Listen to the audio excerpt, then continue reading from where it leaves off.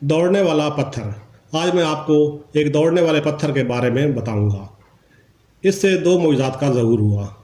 سب سے پہلے معجزہ یہ ہے کہ اس کی ایک بڑی زبردست دوڑ ہے۔ یہ پتھر جو تھا، پتھر کے بارے میں پہلے میں آپ کو بتا دوں، یہ پتھر چکور شکل میں ایک ہاتھ لمبا اور ایک ہاتھ چوڑا تھا، اور یہ ہمیشہ حضرت موسیٰ علیہ السلام کے جھولے میں رہتا تھا۔ اس کا پہلا معجزہ جو ہے، اس کی دانش مندانہ لمبی دوڑ ہے۔ واقعہ کچھ اس طرح ہے کہ بنی اسرائیل کا دستور تھا کہ وہ برہنہ حالت میں، یعنی کہ ننگے ہو کر مجمع عام کے سامنے، یعنی کہ عام لوگ کے سامنے غسل فرمایا کرتے تھے۔ حضرت موسیٰ علیہ السلام بھی اسی معاشرے میں پلے بڑے تھے، اسی قوم کے فرد تھے، تو یہ حضرت موسیٰ علیہ السلام کیونکہ نبی تھے، رسالت تھے، تو یہ ان بے حیائیوں کے کاموں کو پسند نہیں کرتے تھے۔ لیکن ہوا کچھ یہ ہے کہ باقی سب لوگ تو برہنہ غسل کرتے تھے، لیکن جب حضرت موسیٰ علیہ السلام اس طرح نہیں کرتے تھے تو ان نے آپ پر تہمت لگا دی کہ آپ کے اندرونی حصے میں یا تو کوئی عیب ہے یا برس کے سفید داغ ہے۔ اس وجہ سے حضرت موسیٰ علیہ السلام بہت اداس اور پریشان رہنے لگے۔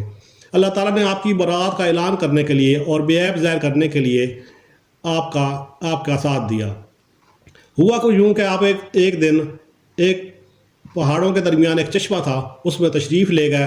آپ نے کپڑے اتار کر ایک پتھر پر رکھے اور خود برہنہ ہو کر، یعنی کہ کپڑے اتار کر ننگے حالت میں چشمہ میں نہانے کے لیے چلے گئے۔ دیکھا کہ آس پاس کوئی انسان نہیں تھا، آپ اس چشمے میں برہنہ ہو کر نہانا شروع کر دیا آپ نے۔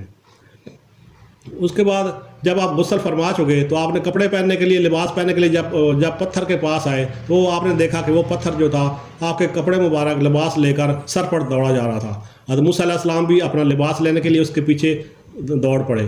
وہ پتھر اس پہاڑوں سے ہوتا ہوا بڑی سڑک پر آیا، حضرت موسیٰ علیہ السلام بھی اس کے پیچھے تھے۔ پھر وہ گلی کوچوں میں پہنچ گیا۔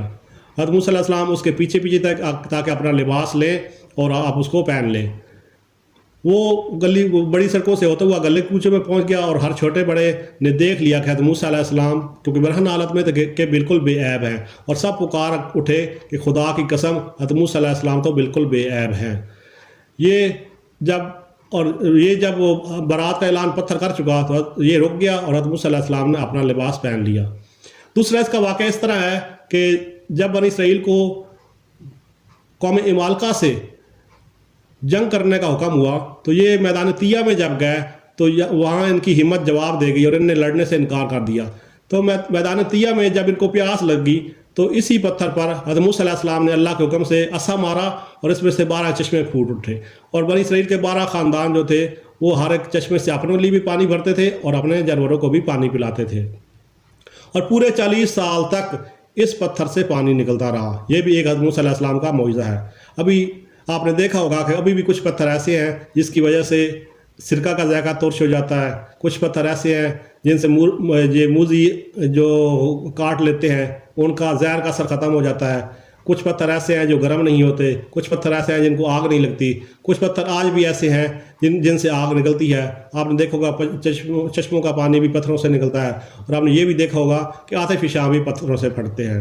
تو یہ پتھروں کی آج بھی خاصیت موجود ہے۔ اس طرح کے واقعات اور معجزات حضرت موسیٰ علیہ السلام کے ساتھ دو کا جو میں نے ذکر کیا ہے یہ بھی ہو چکے ہیں۔